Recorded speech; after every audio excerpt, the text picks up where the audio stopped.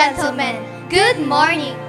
Today is a day of celebration as we gather to honor the hard work and achievements of our learners. This is a moment they've worked so hard for, and today, beginning of their next journey. Our theme for today, Henerasyon ng Pagkakaisa, Kaagapay sa Bagong Pilipinas, reminds us that the power of unity and collaboration will guide our learners in shaping a better, stronger future for our country.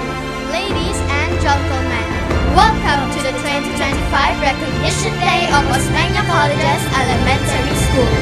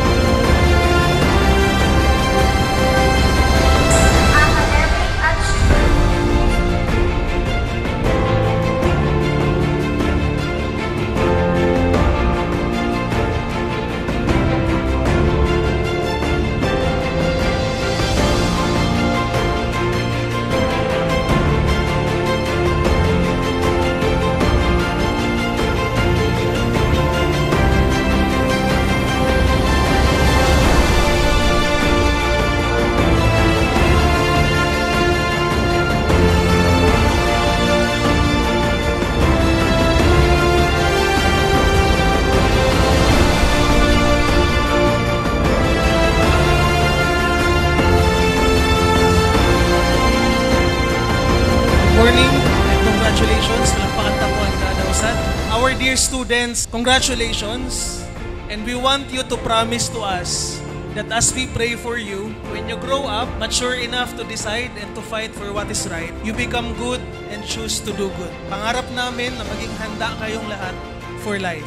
Sa mga magulang, bihira kita magbaragat kay Pisen Kadausan. Ngunit nais ko pong ibabot ang wagas naming pasasalamat sa patuloy ninyong pakikiisa sa amin. Malipay po kami na magtrabaho, kaya ada po aniyo pagbulig sa amon. Matsyag po namon na permi, kamo nagasuporta para mapaayo ang naton mga bata. Palakpakan tapuan mga parents. Uligan niyo po kami yan na isabi sa Bilog na Masbate, Kunano Osmeña College's Elementary School. Kamo po ang amon mouthpiece.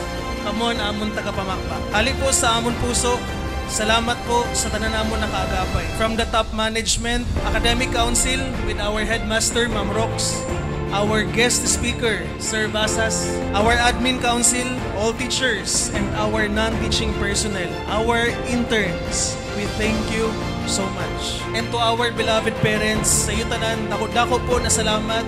Diyos, mabalos sa Indogabos. Good morning po and God bless. This has been your host, Scarlett J. Barnes and Rehanica Shunan A. Judah, wishing you a joyful and meaningful journey ahead. Mabuhay and see you next school year!